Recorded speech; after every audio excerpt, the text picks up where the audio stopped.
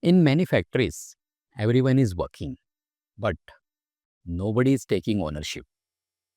Problems happen, and the first response is not my responsibility. I thought someone else is handling it. And slowly, work gets delayed. Issues keep repeating. Frustration increases. So the real question is, why don't team takes ownership?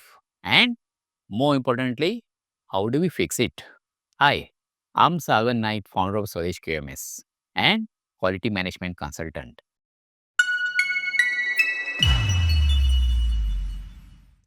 In this video, we will understand why teams don't take ownership, what is the real reason behind it, and how to build ownership in a practical way.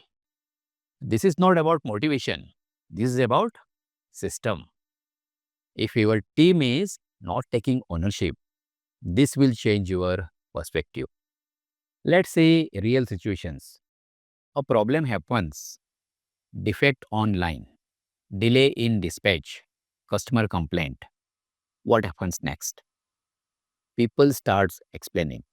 People start blaming. People start avoiding. But nobody says, I will take responsibility. Let's take a common scenario. Quality says production didn't follow process. Production says quality didn't check properly. Maintenance says machine was fine. Result, problem remains unsolved. What actually happens? Because of lack of ownership, problem gets delayed. Actions are not completed. Follow-up is weak. Same issues repeat.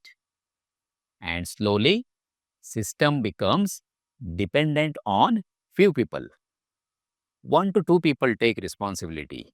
Others just follow instructions. So what's the real root cause here? Now understand this clearly. The problem is not attitude. The problem is system. In many organizations, roles are not clear. Responsibilities are not defined. Accountability is missing.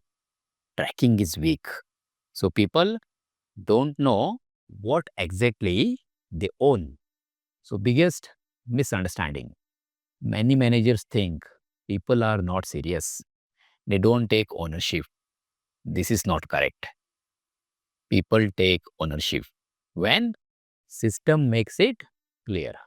If system is unclear, people avoid responsibility. Not because they are bad, but because expectations are not clear.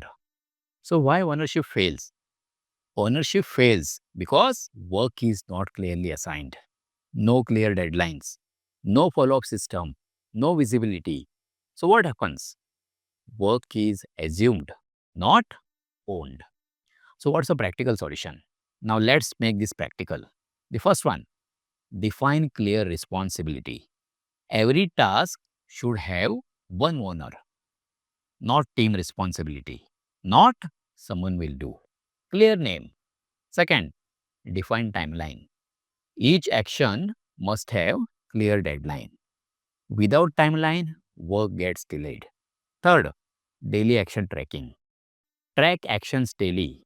Open tasks, owner, status. Review in 10 to 15 minutes. This creates accountability. Fourth, make your work visible. Use visual boards. Everyone should see who is responsible, what is pending. Visibility creates pressure, and pressure creates ownership. Fifth, leadership follow-up. Leadership must ask, what is the status? Why delay? Not once a week, daily. Sixth, connect ownership with system. Ownership should connect to process, KPI, output. For example, production owns rejection, quality owns system control, maintenance owns breakdown. So some common mistakes, avoid this. Assigning tasks to team, no deadlines, no tracking, ignoring delays. These reduces ownership. So what's the role of leadership? Leadership creates ownership, not by motivation, by system. They must define roles, review daily, track actions, recognize ownership. System creates behavior. When ownership improves, actions complete on time, problems solve faster, team coordination improves, stress reduces, and most important, system becomes reliable. Ownership is not attitude problem. Ownership is system problem. If system is clear, people take ownership. If system is weak, people avoid responsibility. If this video helped you, like, share, and subscribe. We focus on practical systems, not theory. If you want to build a system where teams take ownership, you can connect with Swades QMS. Details are there in the description. Thank you for watching.